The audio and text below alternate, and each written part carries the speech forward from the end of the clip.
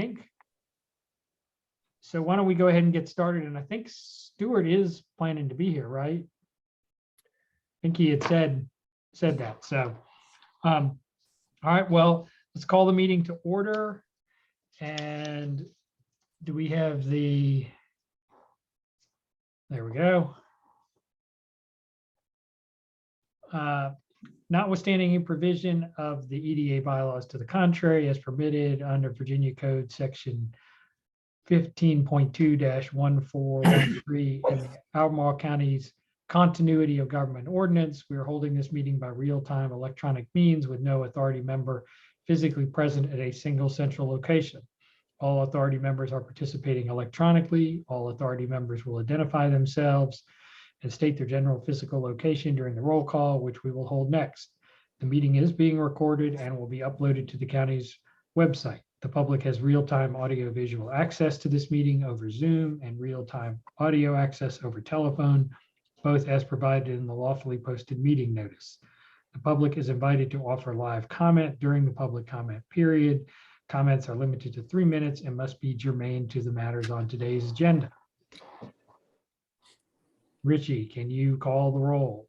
Yes, sir. So let's see. Director Long, Present in the city of Charlottesville. Director Ray, Present in South Nags Head, North Carolina. Director Shreve. Has he arrived? I don't don't think- believe so. Director Munson, Director Imhoff. I know Director McNaughton, he's here. Yeah, I am Troy, Virginia. thank you. And Director Matola, I'm present in Crozet, Virginia. and let's And see. I think Director Imhoff said she wasn't going to be able to attend. I think she said that in email. Yeah. And let's see. And Supervisor McKeel, our liaison to the Board of Supervisors. I'm here in the lovely urban ring of Albemarle County. So we have 4 members present. That constitutes a quorum, so we can continue with the meeting. Okay, great. And then next is matters from the public. Do we have anybody signed up from the public to speak? No, sir, we do not. All right. Is there anyone in the public, in the attendees who want to speak? If so, please raise your hand. Seeing none, we will proceed. So approval of the minutes. Did anyone have any comments on the minutes? Hearing none, is there? Director Long, I'll move approval of the minutes of All right. April 19th. Second. All right, all in favor? Aye. Aye. I All right, the minutes are approved. Financial report. Mr. Shreve is trying to get on the meeting, but is not here yet. So I'm not gonna, you guys have the financial report. If there are any questions, we can ask Dave if he gets on the meeting. If not, let me know and we'll follow up with you. Since we generally don't have any questions, I'll presume that we're good to go there. So new business, director's report. Roger? Mr. Chair, if I may, can you hear me okay? Yep. Have difficulty going back and forth from Teams to Zoom from time to time. Before we go into the director's report, let me ask for a amendment of the way we handle our business tonight, and let me introduce Dr. Nikki Hastings with Seville BioHub and move her up in the batting order, if you'd be so kind, so she doesn't have to wait.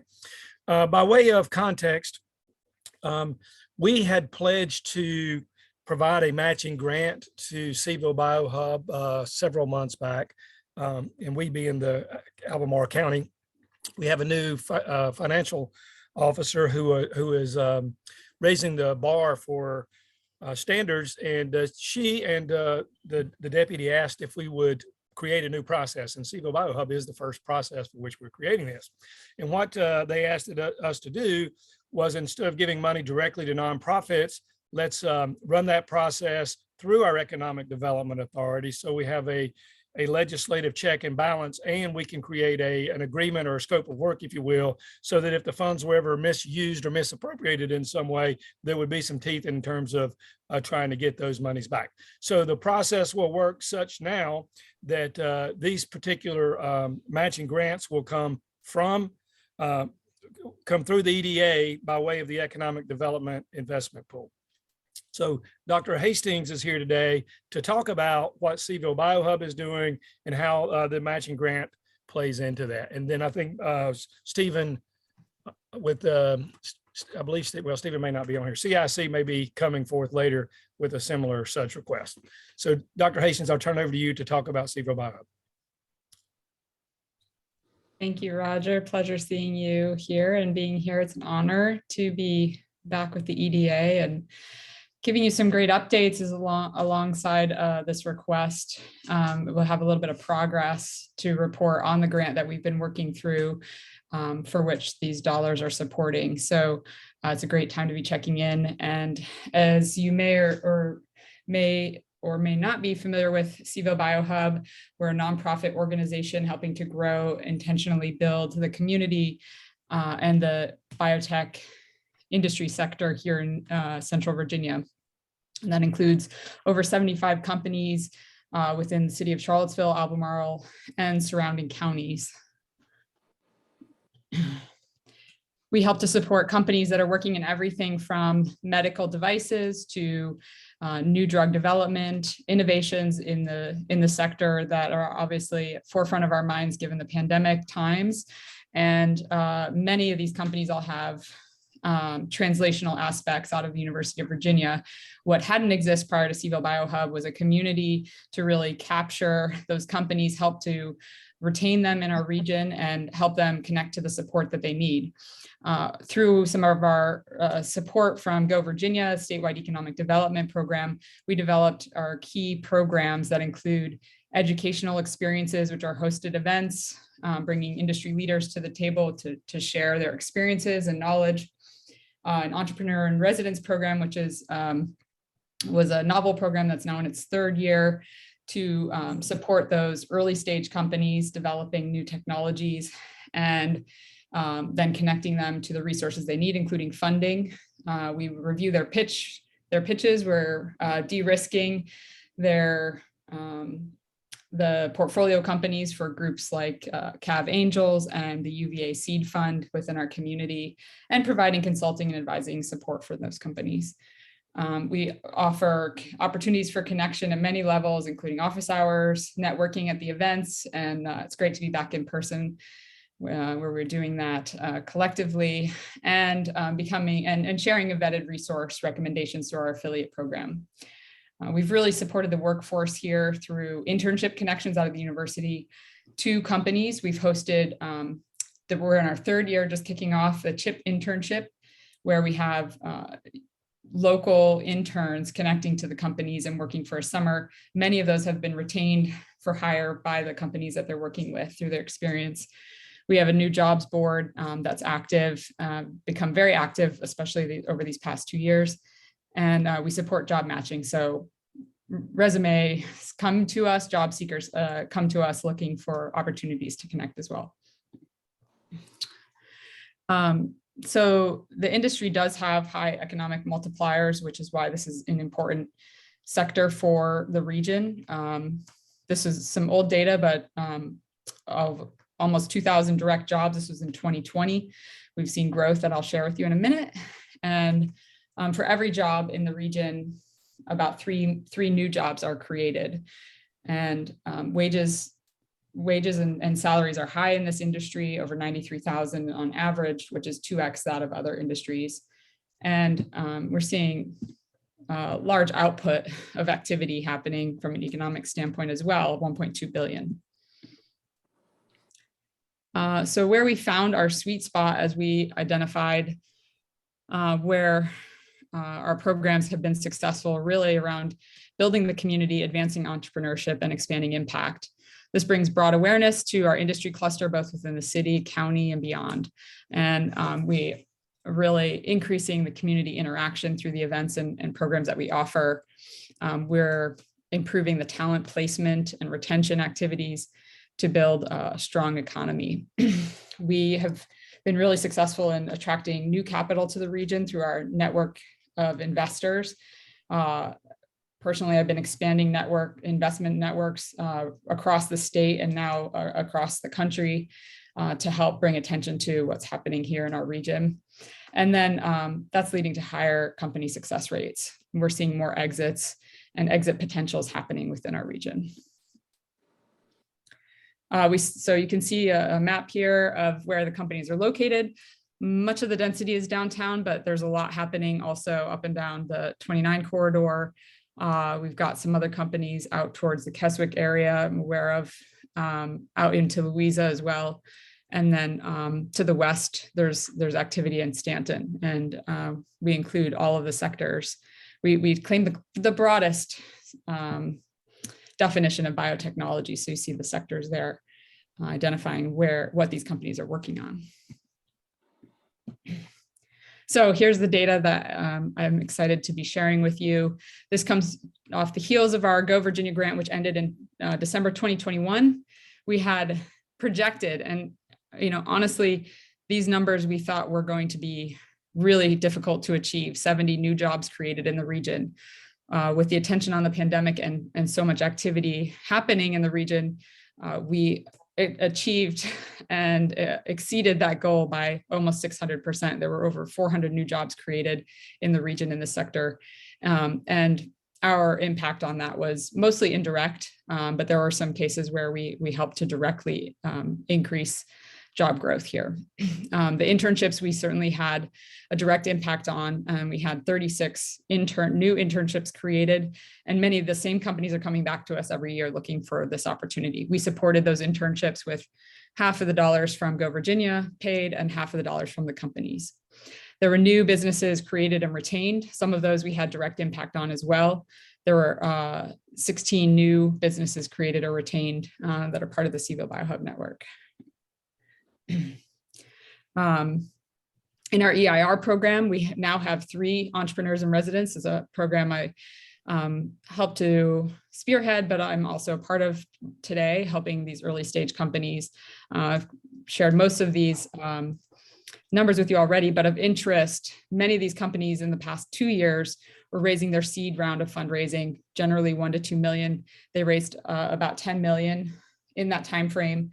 And now we're seeing those companies come back for follow-on investment. So it shows their success rates and their capabilities to build towards inflection points to attract more capital to the region. Charlottesville is really poised for a strong market here. It's a small market relative to other places, but it has a lot to offer as far as network to capital, access to capital. There's more groups more connected across the state than ever before. New funders being identified. I've heard of a recent new fund in across the state recently. Lots of locations for these companies to hang out and participate and run. What we are lacking is still wet lab incubation space. It's a development plan that we have. We're still shopping that around, and CVille BioHub has attracted several real estate developers to look at conversion spaces. If you are aware of anything in the county, I would love to chat with you after this.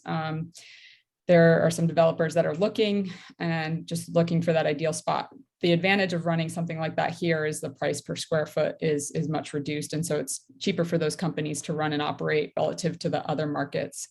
And we have companies looking for space all the time. Every week we're hearing, where can I set up my lab space? And so this is a significant need, hoping to triangulate opportunities and partnering with the university to lift something up there. We have a strong talent pipeline. And for the longest time, we said there's such a brain drain out of the University of Virginia. And I think we've been able to capture some of that talent coming out of UVA through our CHIP program. So to the Regional Innovation Fund, this is a fund hosted by the VIPC, formerly CIT. You may be more familiar with that acronym. It's a $200K grant that's Dr. Hastings, could you just speak before you move on to the Regional Innovation Fund? Could Yes, you tell sir. the group how many companies you're supporting and the number of patents or rough number of patents that have been generated as a result of your work? I think that provides some scope and scale for understanding. Yes. So yeah, I mentioned it's over 75 companies here in the region. And that's even, it's a fluctuating number. So we are seeing strong influx of new company formation happening due to the translational work out of UVA. The pipeline at Cav Angels continues to increase. About a year ago, there were maybe 5 biotech deals, life sciences deals being looked at a given month. And I would say it's double, possibly triple that right now. So on the patent side, the numbers that I have are actually 10 years looking back. So this was 2020 data we collected in our industry report, which I'm happy to share, had over 300 patents identified directly from those 75 companies that are here and operating within the industry. We have a strong patent activity, as well as attraction of the types of funds supporting life sciences groups that are receiving funding. This was a former CIT program, the CRCF dollars that were awarded. And we've plotted all that data out in our industry report. So we see, when I'm talking about capital, I'm also referring to the strong patent portfolio from these companies, because it's really hard to raise money in a biotech company without having strong IP protection. Cool, great question. Thank you, Roger. So I mentioned this RIF grant. This is helping us in our sustainability model, which is a blend of continuation of grants, as well as bringing in dollars from corporate sponsors, participants within the industry, and large donors.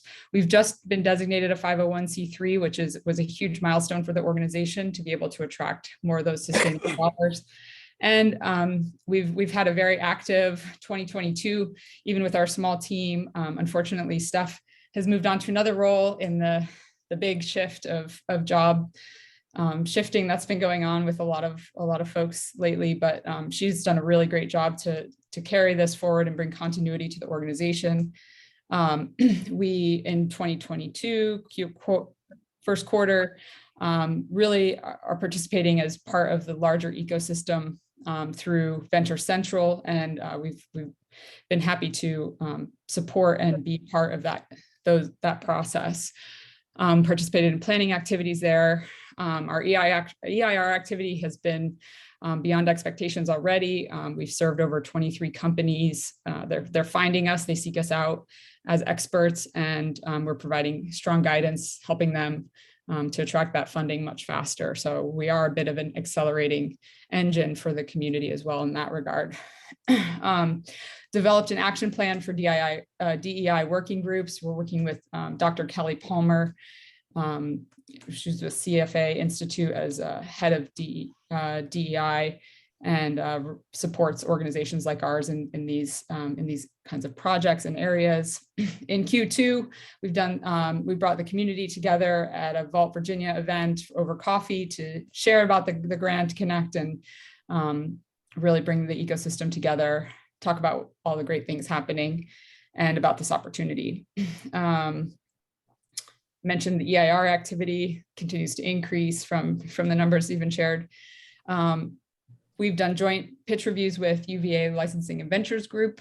We looked at Bright Spec and recognized our capabilities to help to de-risk that portfolio company to help them attract that capital. We've had 2 in-person events, which have been awesome. The community has come back in full force. Really fun, great topics. We're next talking about ag tech next Tuesday at InBio is where we host these events, and it's been wonderful. Everybody's invited to attend, and we hold these for free to the public to join in and participate. Our organizational structure, I mentioned our 501c3. We received the designation, but converted the board in the recent board meeting. So we have some new board members, in addition to previous board members. Newest on the team are Will Malden, who's the CEO of Ravanna Medical. That's one of the companies that I mentioned is out towards Keswick. in the industrial park, the old Origio building. And Carlene Bowers is with an ag tech company in Boston, but she lives here in Charlottesville. She was working with the UVA LVG Seed Fund for some time, and she has a PhD from a renowned lab out of Harvard, and did her postdoc work out of Duke.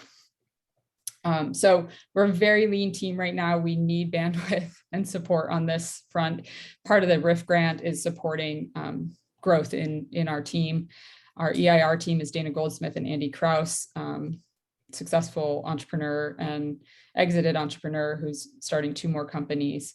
And we're looking to add a program manager, some internship support over the summer, and ultimately looking for that next executive director. And I will be continuing in my EIR role because I'm very passionate about that, amongst other things I'm working on right now.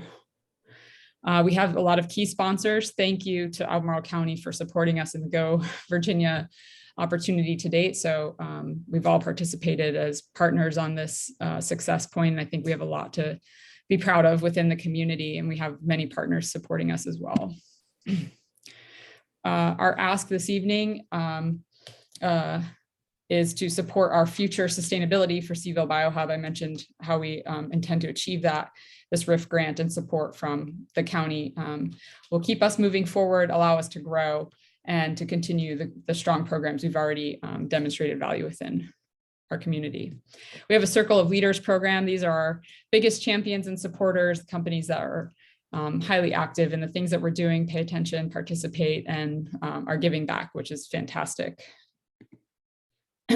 We ask that you continue to grow with us and seek $25K in funding to support us in 2022. And we're proud members of this community and really thankful for all the work. And Roger, especially from the support from the very earliest of days, and come a long way. So happy to answer any questions. Thank you, Dr. Hastings. Any questions? Nikki, I've just got one question. When you say you've been de-risking these companies, what does that mean? Yeah, so we come in with our expertise and we look at the pitch, and we hear the story that's being told by the entrepreneur. And having been on the investment side of understanding what investors are looking for, or having been through the process of seeking investment in the past. So Andy Kraus is a great example of somebody who's attracted over $25 million to his company and has brought his company through to exit. He knows what those investors are looking for because he's received probably every no out there, and he knows how to get to yes. And so how we're de-risking in particular, the portfolio companies is to give them that advice, set them up for success. And I think being an outside partner with UVA actually gives us more credibility as people who have been there and done it, and versus receiving advice from the hand that's feeding them. So right. I think that's where the companies see the value in the perspectives that we're giving, because we're unbiased in providing that feedback. Great. Other questions? I don't have a question, just a comment. I think that's a fabulous report, Nikki. Thank you. It means so much. It's hard to watch that report, Nikki, and not be really impressed. Thank you for your excellent work. Thank you. you. If I may, Mr. Chair, contextualize some things for some new folks who may not have been around when we started working with Seaville Biohub. I'll try to give some history. I apologize. A contractor showed up right when I was started doing some tile work, and there's a big noise, so I jumped outside. Hope you can hear me okay. In 2018, 2018-ish, we approved Project Enable. One of those goals is to seek strategic partnerships to advance economic development and economic vitality.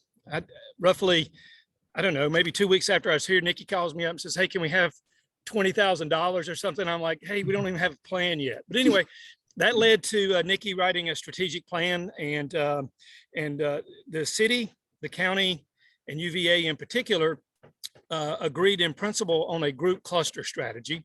strategic partnerships, as we talk about. And we all agreed that the strategy, the cluster we ought to work on would be the nascent bio life sciences industry. So we're all in agreement that we're going to support the Seville BioHub and the mission that they outlined.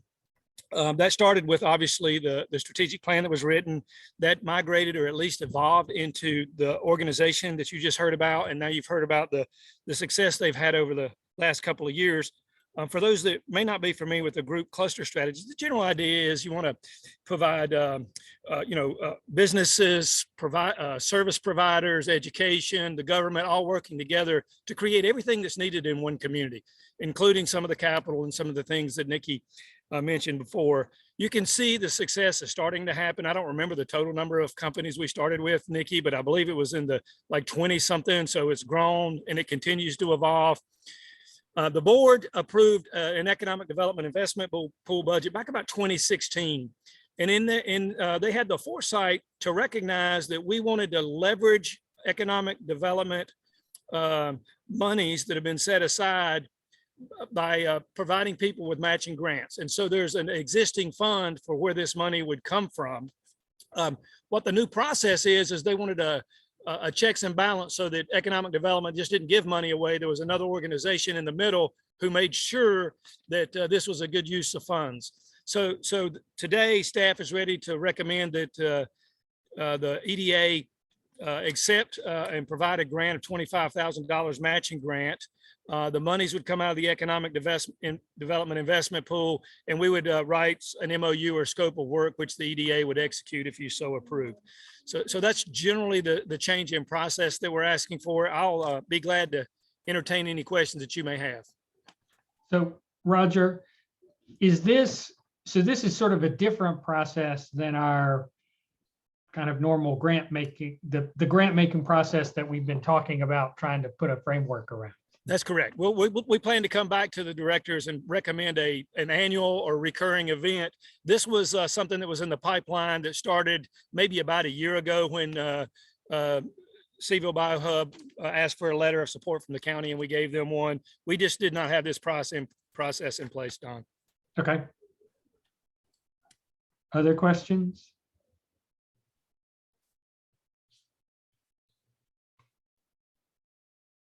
All right. Sounds like there are no other questions. Is there a motion on the resolution? I'll move that the authority adopt this resolution approving a $25,000 match grant to the Charlottesville BioHub to be funded from the authority's FY23 budget, subject to the terms of the resolution, and to authorize the authority's chair and treasurer to execute all documents necessary to complete this grant. All right. Is there a second? Second. All right. There's a second. So is there any further discussion on the motion? Hearing none. Do we want a roll call vote on this one? Yeah, let's do that. Director Long, Aye. Director Ray, Aye. as Director Shreve, is he connected? I haven't seen him. All right, Director Munson, Director McNaughton, Aye. and Director Matola. Aye. All right, so that's 4-0. The motion passes. All right. Thank you, Nikki. Appreciate it. Thank you, Dr. Hastings. Have a great day. Bye. Bye-bye. So so I guess that answers the question about whether CIC is next. So as is previously known, I represent CIC, so I am recused from this. You can either boot me out or I'll mute myself and let the vice chair handle this. Hi, Stephen. So by way of introduction, Stephen is the Executive Director of Community Investment Collaborative. Historically, the EDA has provided Stephen with $25,000 per year. The use of those funds have changed over the years and went from just operations and a certain amount for lawns to more of just operations as Stephen's business has grown and been successful as well. Today, are you going to cover the ask, Stephen, or do you want me to do that for you, sir? I'm happy to, or you're welcome to. I'll let you do it. Without further ado, I'll turn it over to you. All right. Give me 1 second, see if I can successfully share my screen here. Good afternoon, everyone. It's good to see you all again. Those I've met before, those who I haven't. My name is Stephen Davis. I am with the Community Investment Collaborative. Can you all see that? Yep. Good. So let's see, make sure I'm on the right share screens. CIC's mission is to help fuel the success of under-resourced entrepreneurs. So when we say under-resourced entrepreneurs, we're talking about populations that are historically faced additional barriers or been left behind. So low to moderate income communities, persons of color, women, folks who return to the community after serving time in prison are those target populations. So that's kind of the core of our mission of who we are. I'll come back to the program for those of you who might not be as familiar with us in just a second, but as Roger teed up, our ask today is $25,000 to support CIC programs, supporting Albemarle residents, our entrepreneur workshop, mentoring, financial management, and microloan program. This authorization would be also to use those funds as part of a match for an application we're submitting to the Small Business Administration PRIME program. PRIME stands for, another wonderful acronym, Program Related Investment in Micro Entrepreneurs. And so they've somehow made it say PRIME. And then you actually supported us last year, and we were able to use this as a match, and we're able to secure a $200,000 grant from the SBA to kind of support and grow our programs, to provide technical assistance and business advising support to our clients.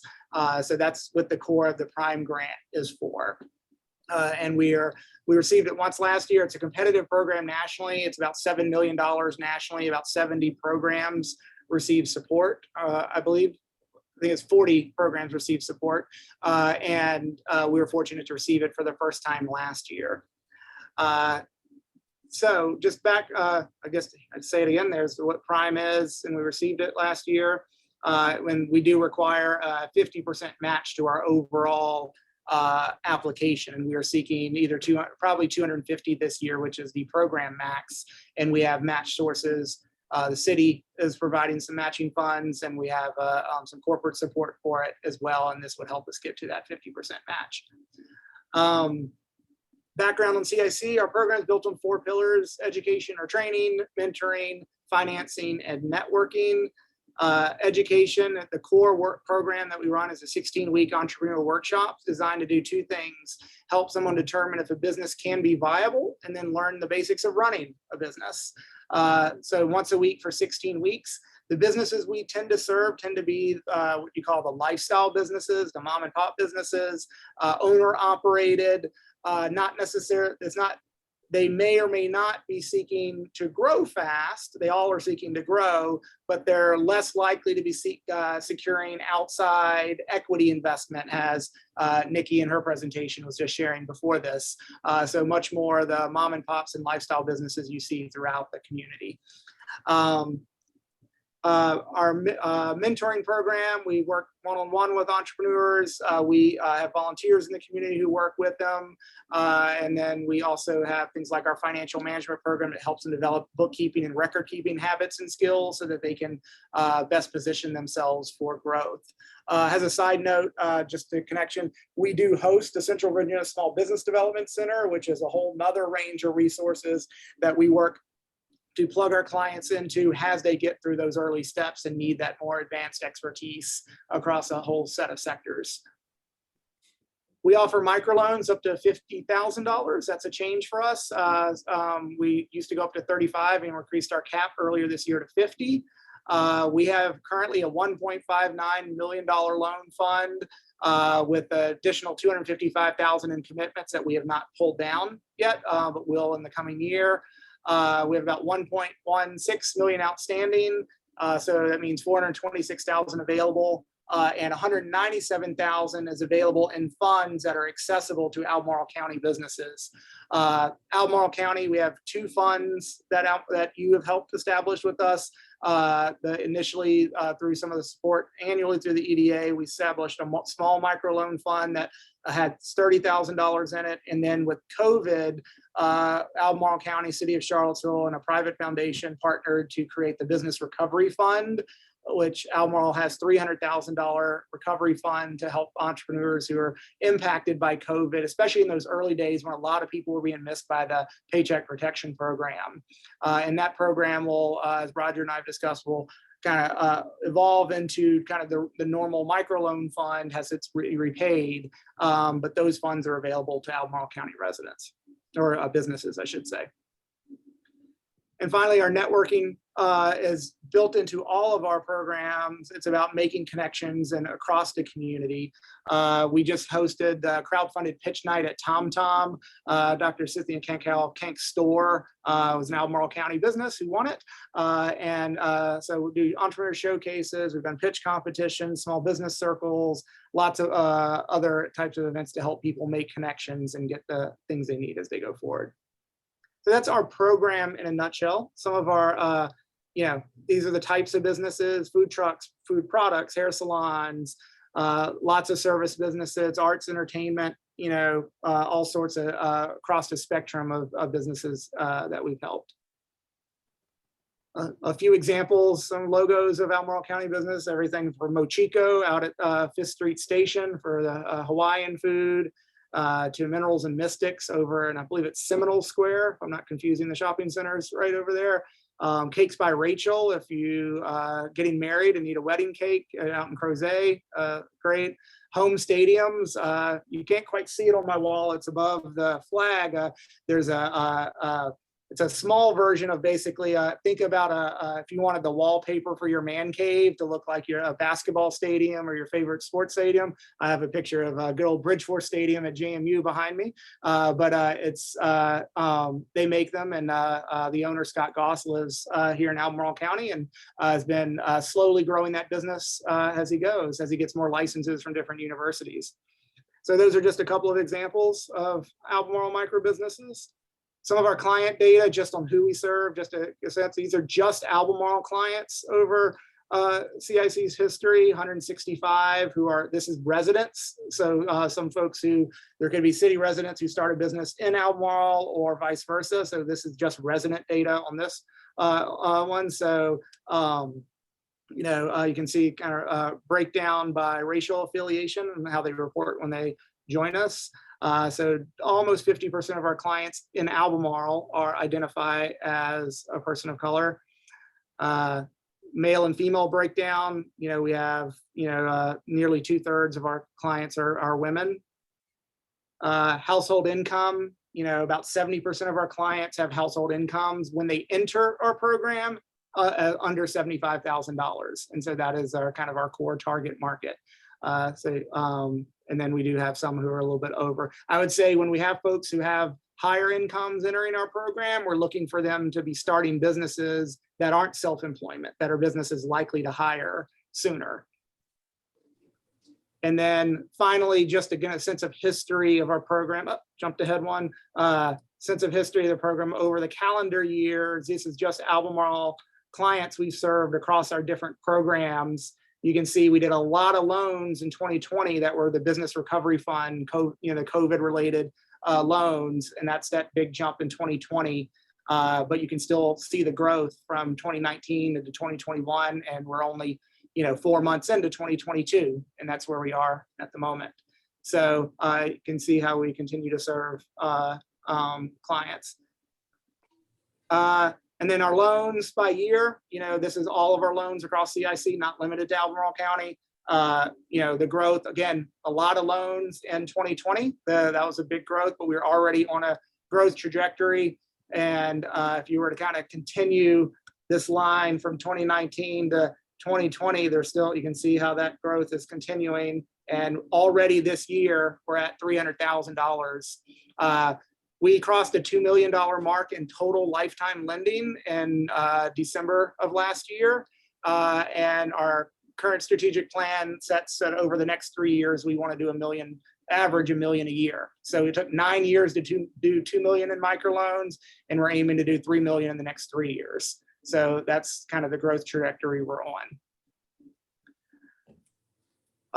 Last kind of things, this is actually an update of a chart that I've shown you before. These dates, they seem random, but they're actually dates I've presented to the EDA. So the total number of graduates from our program, non-graduate borrowers, I didn't get that number in right before here, but has also grown. Total operating businesses of folks that we've served. And then some estimates, because we're still finalizing our most recent graduate survey of new businesses launched, new businesses still operating, total employment, lending, and so forth. So just to give you a sense of that, again, the things that we track, we keep an eye on business starts, business survivability, and job creation, and so forth. These are some of the business recovery fund clients that were the COVID related loans. And I've shared a couple of these stories before, but just they're in the slides. But the L&T commercial cleaning, was able to get a few small contract loans with us, and then a larger loan as it grew its cleaning services business. Minerals and Mystics, I mentioned over in Seminole Square. So mineral stones, jewelry. She bought the existing business a couple of years back and has continued to sustain it and grow it. And Batesville Market, another person, graduate, we helped buy the Batesville Market, out in Batesville. And, business had been around for a long time. The owner was going to sell the building, that it was going to close, and Kristen Raverdeen bought it and has been able to really turn it into a real community center in Batesville, in addition to be a thriving business. So those are a few examples of businesses and the kind of stories of how we helped. I mentioned a few of these things already. Last year was a big growth year for us. Just giving you context, in summer of 2019, CIC had 5 employees. And right now we have 12 full-time, 3 part-time, and another 10 or 12 contractors when you count all of our SBDC operation. Last year, we received our 3 largest grants ever, including this SBA Prime grant that you helped match last year, and that I'm asking for your support again this year. Our loan fund continues to grow. We will continue to raise more capital for it, including some debt capital that we'll be raising this year through either banks, foundations, or other government sources. And we helped host in Albemarle County the training for the Scottsville Community Business Launch Competition that was held last month, where Scottsville received the grant from the state as $40,000 in grant funds to help fill empty storefronts in the town of Scottsville in Albemarle County. So that's what's new. What's next for us? I think I mentioned the 2 million, and we're aiming to make 3 million in the next 3 years. We're growing our financial management program from 20 to 50 clients over that same time period, and continuing to work on how we integrate with SBDC and the larger ecosystem to help make sure that all the populations we serve that often get left behind can fully engage all the wonderful resources that you help support and that exist in our region. So with that, always our applications are open for our current workshop if you know anyone interested. But yeah, happy to take your questions.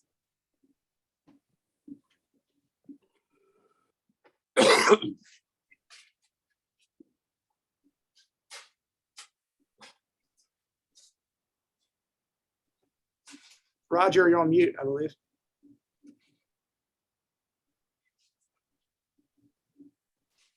Don had to recuse himself, George. If you would mind running this part of the meeting, that'd be great.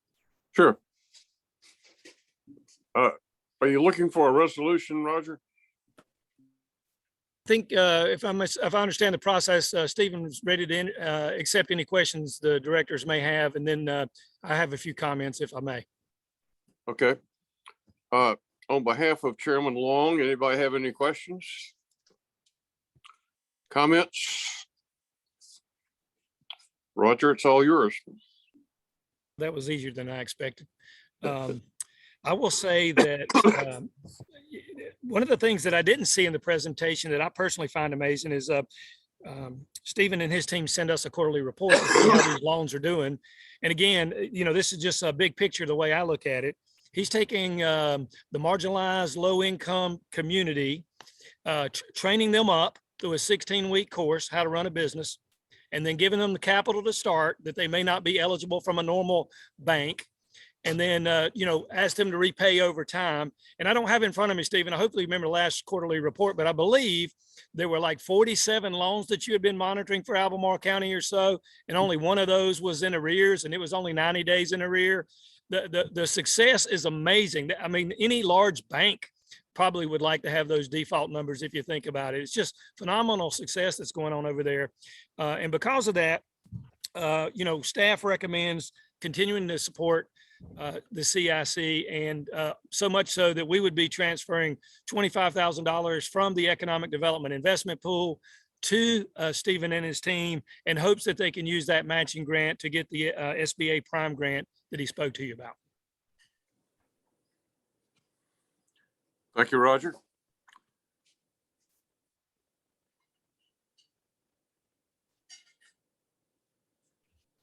The chair will entertain a motion to approve this resolution. Somebody would like to read it?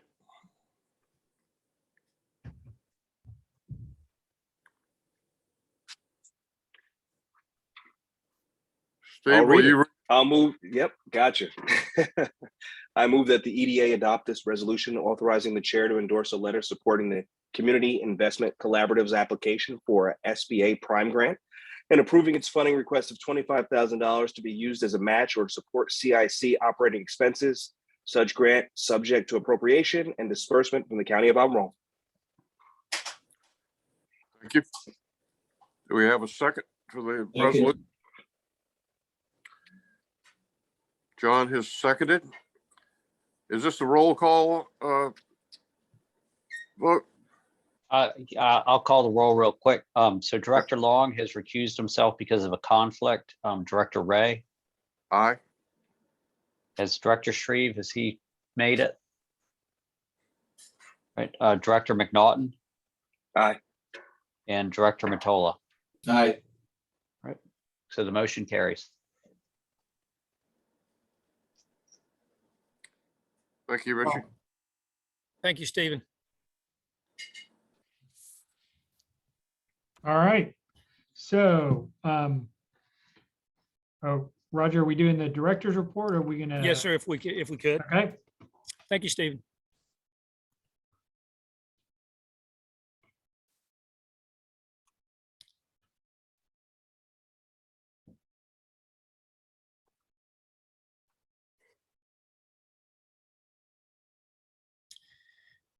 I'm pleased to report that Megan Gray has accepted an offer to join Albemarle County's EDO team as a senior business development manager. She comes to us by way of the Virginia Economic Development Partnership, which is the state level organization.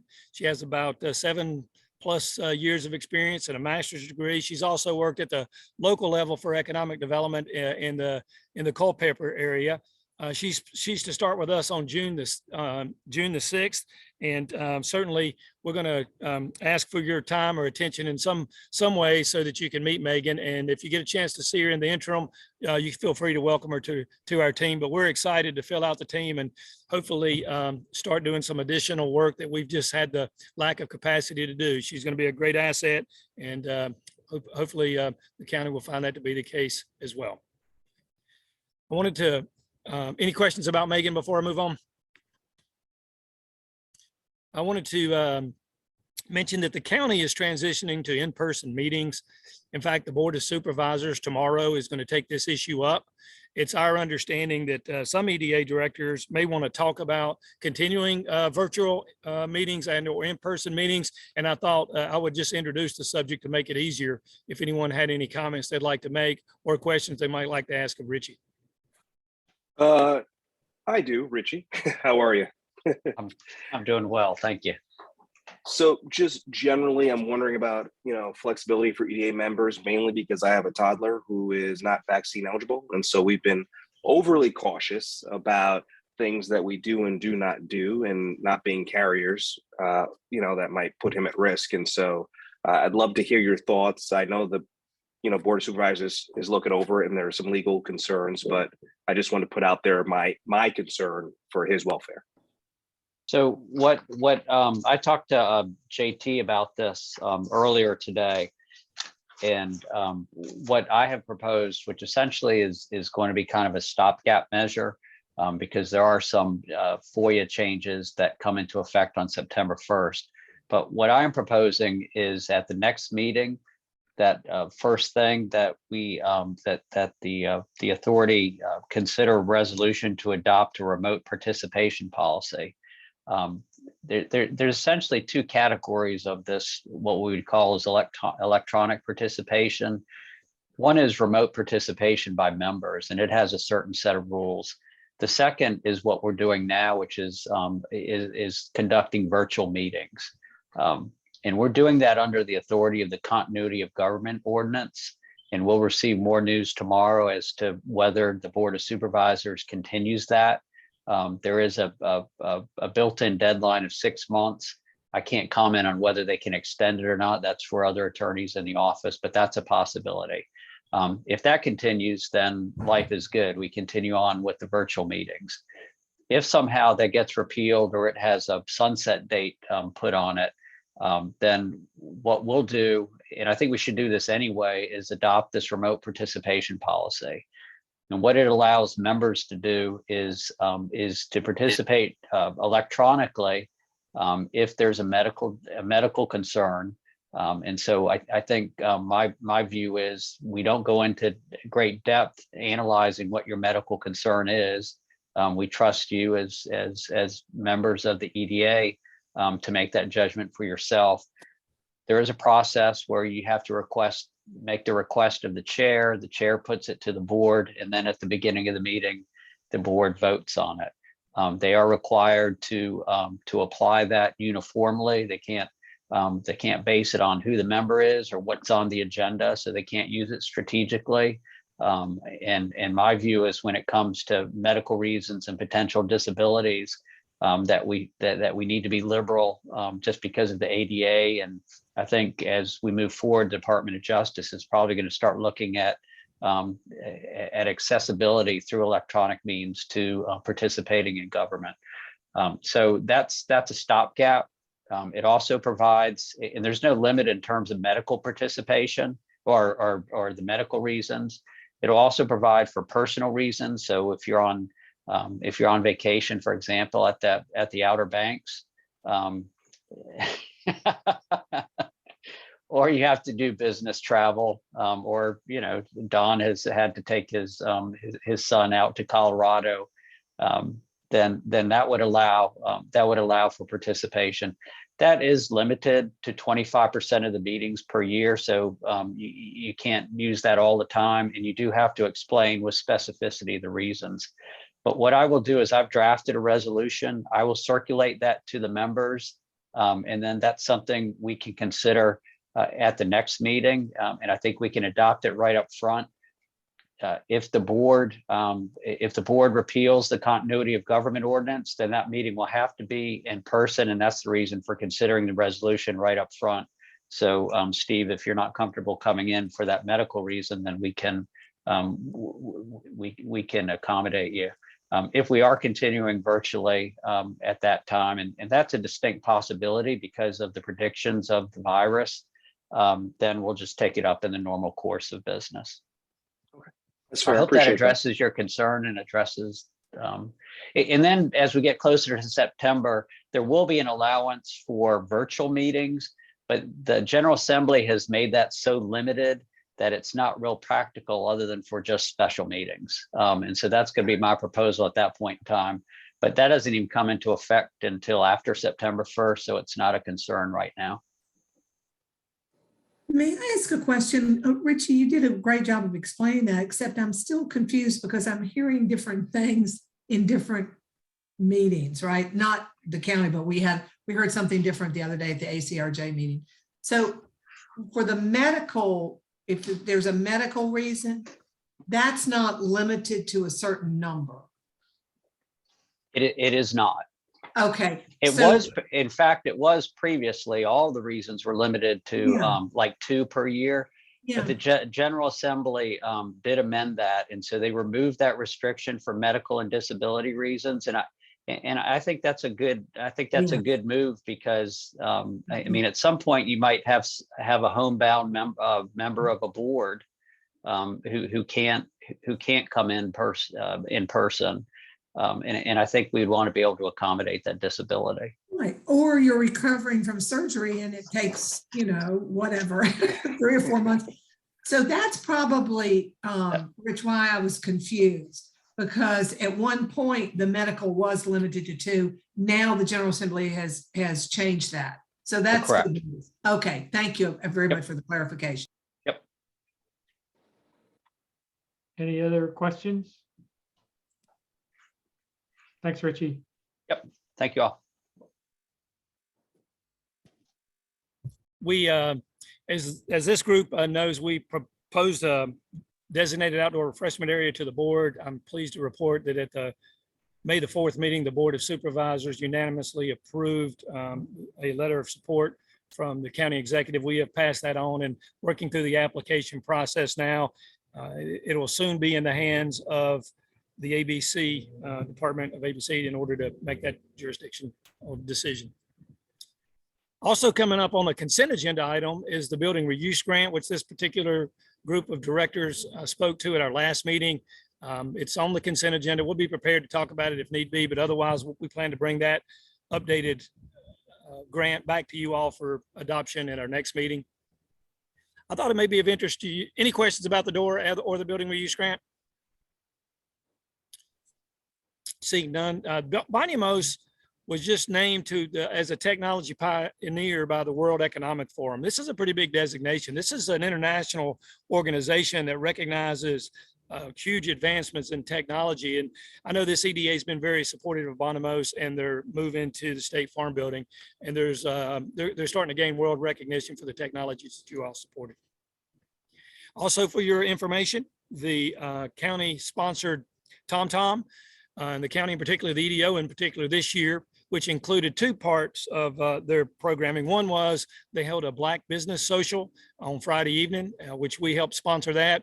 And also we had a programming that happened on WINA. It's called Envision Podcast, which was Eric Mayberry from the county in Daily Progress spoke there and is part of the United Way's Envision program and their goal to raise some additional funding for all folks and particularly get those folks out of poverty.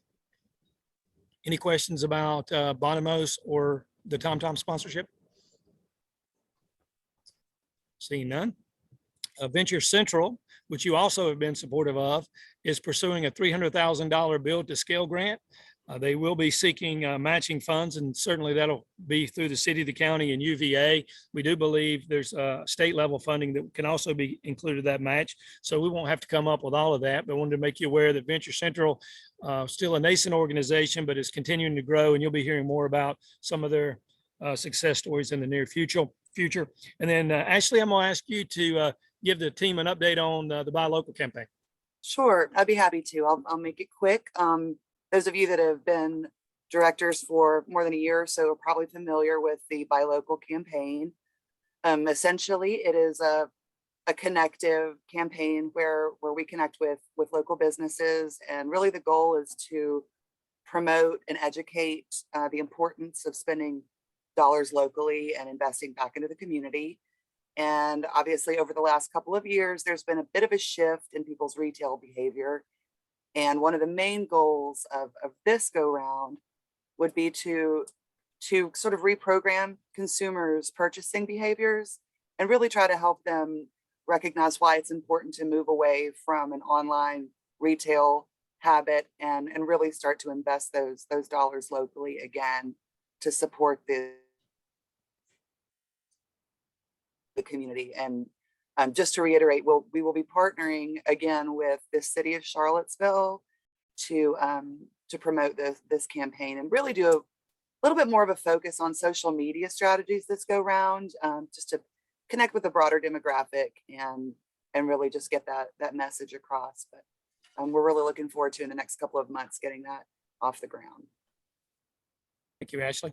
Sure. Mr. Chair, that completes the director's report. Okay. Thank you, Roger. Thanks, Ashley.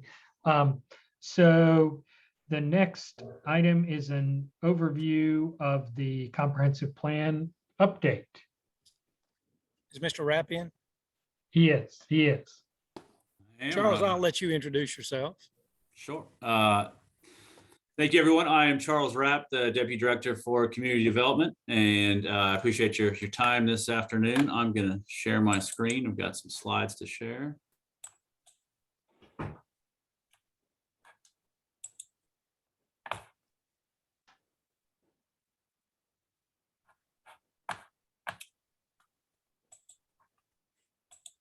All right, can everybody see that? Yep. Cool. Yep. All right, well, I appreciate your time this afternoon. I'm here to talk about the comprehensive plan and really set the stage for some future conversations. So today, I'm going to talk to a little bit, just an overview of what we'll talk about, the comprehensive plan, what is it and why are we updating it right now? A phasing plan for how we're going to get all this accomplished and where we are in the process of that. And our engagement plan, we have an adopted engagement plan that we work through with the board of supervisors and identifies a number of ways that members of the community can get involved in the process. So starting with comprehensive plans, what is a comprehensive plan? Just for those that don't know, it's about a 20-year vision for a community. It's a guide for how they will grow into the future. It is collaboratively created with stakeholders throughout the community, local governments, and state agencies, and a variety of other stakeholders coming together to create that vision. It also contains the policies and recommendations for how we will accommodate that growth over that 20-year period. And then that feeds into projects and additional work outside of that. So it is really the overarching document that guides a lot of the work we do. And this particular update is, we have a few goals.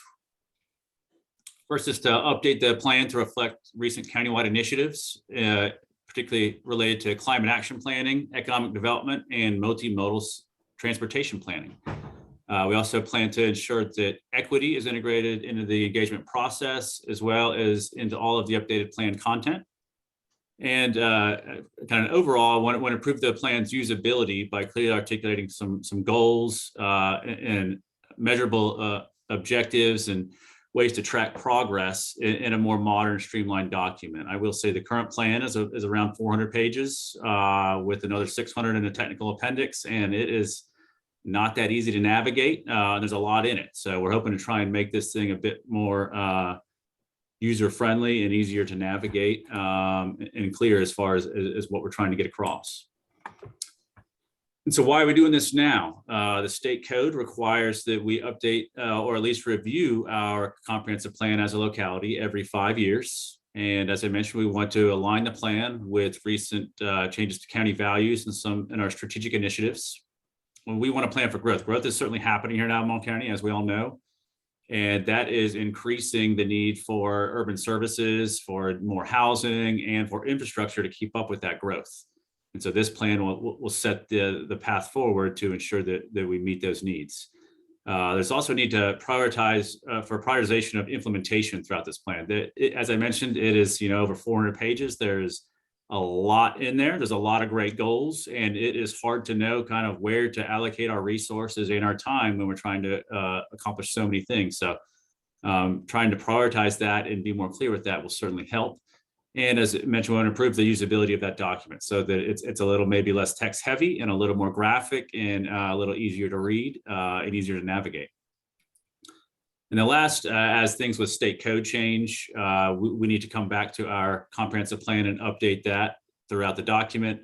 Oftentimes that's things related to transportation. There's some changes related to climate action planning, and as well as affordable housing and various things that have changed over the past actually 7 years now since the last time we updated it. COVID set us back a couple of years, but we're finally getting on track with it now. Other things that we need to incorporate into the plan are just new plans and policies that have been adopted since then. We've had several master plans, and those are extensions of the comprehensive plan in a little more detail. Pantops, Crozet, we have small area plans with the Route 29 area. We have corridor studies. We're currently working on one right now for Rye Road. And then we have additional plans and policies. One that y'all are all familiar with is Project Enable. Economic development has really never had its own section of the comprehensive plan. So we really want to fold that into this throughout this document as well, and really dedicate some time towards economic development and growth in the county. And then as well with the climate action plan that was adopted recently, and fold those elements into the comprehensive plans throughout it as well. So it should really be this guiding document that all these smaller, more detailed plans receive their guidance from, and bring everything together into a more cohesive format. And as far as our phasing plan, how we're going to accomplish this, as with any very large project of this size, this is a multi-year process. We're aiming to have this done in about 2.5 years, and we're currently in this very first stage, plan for growth. Then we'll move on to drafting policies and reviewing what we have, and then prioritizing some of the action steps out of it and bringing everything together, and then finalizing and adopting the plan. And I'll go into each of these phases in a slide or two here to explain what that entails. So as I mentioned, right now, we're in this plan for growth phase, and that's reviewing and evaluating the county's growth management policy using equity and climate action and climate and capacity projections to help guide our work. And we'll also align the comprehensive plan vision and values with the county's most recently updated values as well. And so with this current plan for growth, the first step that I mentioned there is a capacity analysis. And so that's some work that we're working on right now. And we hope to start sharing that with the public very soon. We have a work session with the Planning Commission next week, and hope to start talking about this and starting to share some of the data that's coming to light. And it starts with demographic projections with where our population will go into the next 20 years here. So we've been looking at just how we will grow and what that means as far as our population, which is primarily pushed towards the development areas, which you see on the map here. And these are these historical neighborhoods that have been designated in our comprehensive plan that we can use to track what we had over the past several decades here, and see how we've changed and what we can do to plan for that growth. The capacity analysis will also look at our existing supply versus demand. So that's looking at all the different real estate markets, from housing stock to commercial space, industrial land, existing buildings, potential for conversions, all types of opportunities there with supply, and will it meet the demand that is coming in the pipeline here. And then last, we look at our development projects, developments and projects that are currently in the pipeline here. As you know, many projects can take 3, 4, 5 years to come to life. And so while they might not be actually on the books now, we know that they're coming. Some of these large scale developments can take quite a while going through the rezoning phase, the site plan phase, and actually being constructed until there's tenants or people utilizing those spaces. So the second half of this capacity analysis is to take our future land use map. Our future land use map is in the comprehensive plan now, and that is our vision for where we want land uses to go and the intensity of those land uses. So with residential, that's the number of units that might be allowed to be built on any given property. We also have land uses for commercial, different types of commercial space. We have land uses for industrial space and a variety of other uses. We have quite a few actually. And so this sets the stage for where we want that and how dense we really want it to be and where those opportunities are. And so working with a consultant, they will analyze what that max build out might be if this vision really came to life based on our current future land use policies. And so then we'll review that and see what is that impact on infrastructure and how can we plan for that? And how does that relate to climate action planning? And how does that relate to equity to review our growth management policy as a whole to see if it really still aligns with our vision or if there's adjustments that need to be made to accommodate our needs or to meet the desires of our community. So that's a fairly exciting step that we have coming with this next phase, with this current phase. And then as we move into phase 2, then we'll dive into more of the detailed topics that relate to that overarching policy. And we'll get into things like transportation, we'll get into economic development, we'll look at land use, we'll look at natural resources and rural area planning, and review the policies that are throughout the document on the subtopics review the existing conditions and how that relates to our goals, and see if there's any new trends and materials that we need to review to see if those need updating within each topic.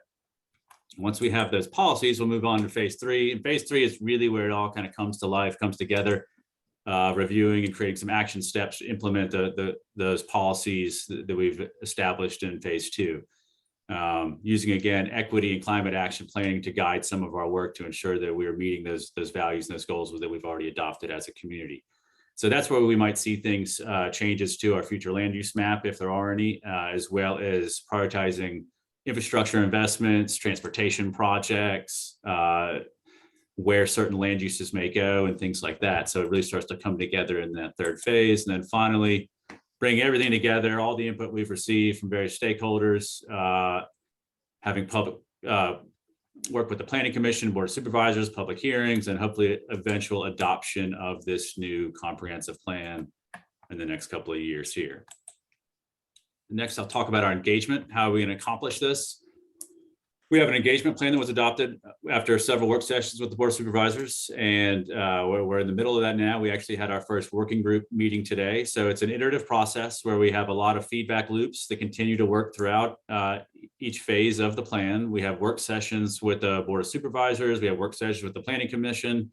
We have a working group that we recently solicited applications for. We had over 100 applications for that working group. And so we've broken that up into multiple different groups that will come forward when different topics of the plan come to life. And we start diving into those so that we continue to give people opportunity to get involved.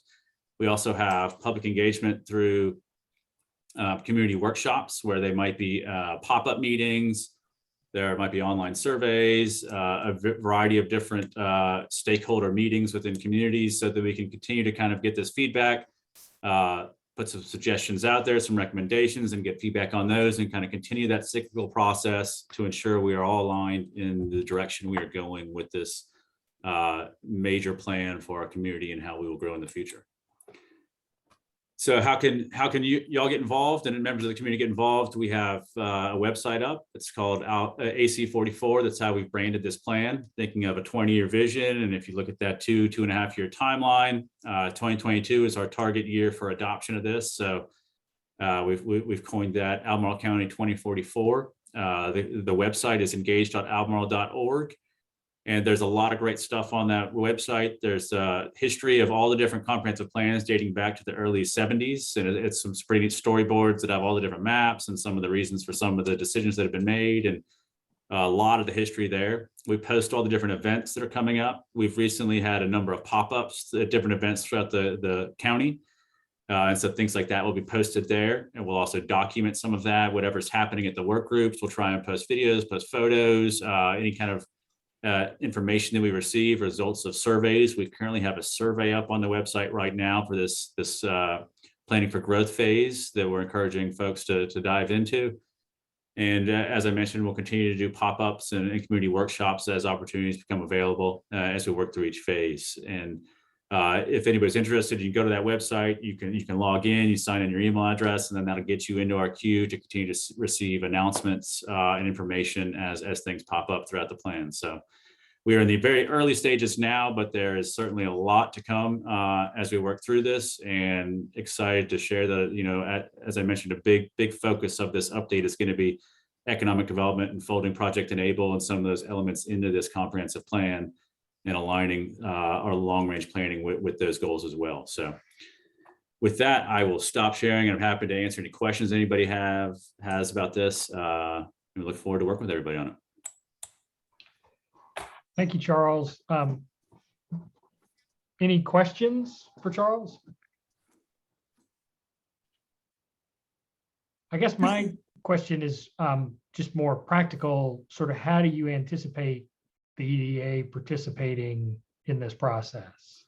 Sure. So we've been working with Roger and his team actually on that capacity analysis. There's a component of that is strictly focused on economic development to kind of look at that industrial land and see what the build out potential of that is, some of the history of it, some of the constraints of it. So we hope to share that information with y'all pretty soon, as soon as we will get that wrapped up, and eager to receive y'all's feedback on it. And then once we get into some of the more policy-based elements specific to economic development, we would certainly want some feedback, and we'll devise ways to get that feedback from y'all. At the beginning of each phase, we'll have an engagement plan that we'll take to the board. So as we get into the more specific stuff, we'll have to kind of work out how we want to engage everybody on that. But as of now, we have everything from in-person interactions to online interactions to recorded videos to surveys. I mean, it's just we're trying to explore every way possible to make sure everybody has an opportunity to get involved. Could I add some color to that? If I may, Sure. Chair? Yeah, so we plan to bring back the capacity analysis Deputy Rapp mentioned in June for this board's consumptions and comments. But the scope of what we'll be focusing on will be economic development only. There's a lot more to that capacity analysis. If the directors want to get involved in other aspects of the planning, it wouldn't be through this particular authority. You would do that through one of the other engagement venues that Charles mentioned. The scope of what we'll be talking about will be strictly sort of myopic and only looking at the economic development aspects, not many of the other variables that he mentioned. And I do have a couple of questions, if you don't mind, and a comment. It doesn't sound like it's related, this first question I have, but it might be. The school division is currently working on a small area plan for the Lambs Lane campus. Mm-hmm. That's not something that they do routinely. And I know they've reached out to Roger, and there is some discussion about the possibility of there being some space on that campus, and that this is, of course, not going to happen immediately, but for entrepreneurs, some economic development work possibly. How, Charles, does that small area plan connect to the work that we're doing on the county government side? I mean, is there a way to get that connection? I think there is, once we get a little further into the actual specifics. So right now it's kind of, evaluating from a very high level, based on our current plan, where are we going? And is that still aligned with what we want? Or are there problems with that? Are there things we need to do to make that vision come to reality, or adjustments that we need to make? And so I think it's that second phase when we start thinking about, so what are the solutions, or what are the things we need to be doing in phase 2 and phase 3? We talk about policy changes or actual future studies or future ways to address a need. That's when that would come into play. I think so. Once we start getting into those action steps, I think that's the time to kind of fold that stuff in, for sure. Yeah, and they're about to roll out the final copy of the small area plan for Lambs Lane campus. It's, as you know, maybe it's kind of chunked, so because it would be very expensive and it entails a lot, but there is the ability to chunk it into different processes. But what I'm hearing from some of the folks, and what I heard with the rollout last week, was certainly a connection for economic development as it pertains to some of the space over there, and being able to have high school students to come in and work in labs or whatever might be provided there in one of the buildings. And I just want to make sure that we're all connecting as best we can, so we're not working in silos. That's all. Certainly. So I mean, at this stage, it might be identifying that we need more land for economic development. And then the next stage might be a policy to identify future sites. And then the next one would be identifying an actual site with some steps to take forward. Okay. Things like that. So we'll kind of work through that process all throughout the county. And one other question. So when you all are talking about capacity, Roger, I guess you're referencing the inventory, or maybe Roger's gone. I know Economic Development Group was working on an inventory of available land. So that's what you're talking about, Roger, when you reference capacity. That's correct. Yes, ma'am. There's actually going to be several parts of that. There's tier levels of how ready a site is, and then there's tier levels about the overall capacity. This will include both. So yes, there will be an inventory of available sites, and but it will only be the sites. It will be what tier they are on in terms of the state rankings. JT, I'm gonna hate to ask you to do this. By any chance, do you have that tier thing available, or do you, Ashley? Can you, because out of context, this is not going to make any sense. So you were talking, though, that you're going to be rolling this out to us sometime in June, which is pretty exciting. Yes, ma'am. Because I've been waiting for that for a couple of years. I'm delighted. Yeah. And Charles and his team's been very helpful. We've been working behind the scenes for, I don't know, the last 6 months or so in partnership with community development to get this. And we realized we called two things tiers, and so we don't know what we're gonna call the other thing. So I don't know. Any luck, JT? If not, I'll pull it up later. Yeah, and I didn't mean to open a whole bet, but I am really thrilled that that is coming to us in June, because that's great information to have. Okay. Yeah, that's we'll fine. we'll bring it back in June with the tier level information. Yeah, and the only other comment I would have is for Charles, and I guess I'm going to say this just because you're here and it's an opportunity. Sure. But as we're looking at Albemarle County and capacity analysis and future development, I'm going to be looking to see some maps and maybe overlays of where are the critical slopes in Albemarle County, where is the land that's in land use in ACE. We need to be able to see all of that, right? Before we can start making decisions. Yep, agreed. Yeah. Looks like somebody found the slide, so I will digress for just a minute. So it's not just how much land do we have, is it ready to be occupied or not? And the state ranks those from 1 to 5, and the state says you need to be in a tier 4 or tier 5 in order to be able to be ready for business. So it's not just how much land we have, it's what tier level are these parcels in that dictates how ready we are to accommodate business. So it will be not only a capacity, it will not only be a listing, it will also be which level these parcels reside in. Right. And I sort of remember these tiers from a few years ago, Roger, you talking about these tiers, right? Yeah. It is good for a review. Thank you. Yes, ma'am. And Thank you. Charles, so talking about how much land is in conservation easement, how much land, all of those we're going to need to be able to see, and even overlays will be very happy as we go, helpful as we go through the comp plan discussion. Definitely. And this capacity study is really focused on the development areas for now, because it's just looking at the future land use designation. So then we'll have to see things, we say we can build this many units an acre. We say it can hold this much square feet of office or industrial or commercial space. But are there additional constraints? Is the zoning right? Is that really capable, like you're saying, to be built on that property? Are there other issues that are there? And so that's kind of that next step we'll have to take of, does that future land use map, can we really do that? And is that what we want? Yeah, but at some point we're going to have to look at the whole county. We can't just, because we always get in trouble when we look at things in silos. No, totally agree. That doesn't work. At some point you have to look at everything in from the big picture. Then you might be able to break it down, but the silos always worry me when we're just looking at the development area and we're just looking at the rural area, right? I'm just saying. Yep. Yeah. Okay, and I'll stop. Thank you. Certainly. Any other questions? All right. Thanks, Charles. Appreciate it. Charles, I know you're very busy. Thank you for taking time out to. Good thing. Look forward to coming back in a month or so. All right. Thanks so much. Thanks, y'all. All right. So unfinished business, we have a closed session. So if we want to put up the closed session motion, I move, whoa, a little too fast. I move the Albemarle County Economic Development Authority go into a closed meeting as authorized by Virginia Freedom of Information Act, Section 2.23711A of the Code of Virginia under subsection 6 to discuss and consider investment of public funds for Project Befriend, Project POMA, and the Lewis and Clark Exploratory Center at Darden to Tau Park, where bargaining is involved. Sorry about that.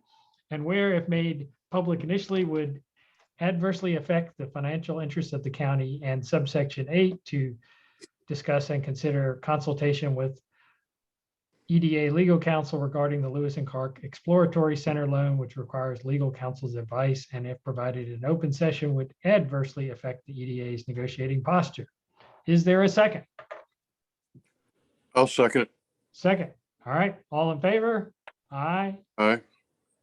All right. Aye. So we are now we'll move to closed session. So JT sent a link earlier today, so we can all leave this meeting and move to the Teams link that he sent. Was it a Teams link, JT? Yes, that's correct. All right. So we'll see you over there.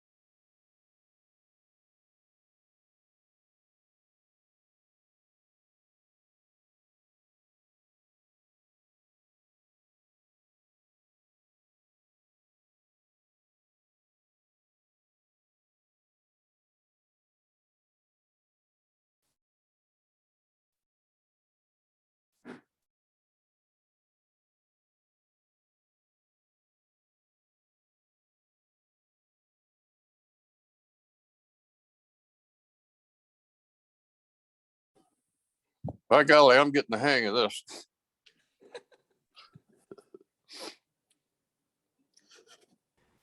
It's the This beach, is- that all the salt water is helping your It's technology. it's clearing my head. I gotta tell you, when George Ray goes fishing on the Outer Banks, every fish in the Atlantic Ocean is safe. We have everyone. 1, 2, 3. Yeah, so I let's, think we have everyone. we put the motion up.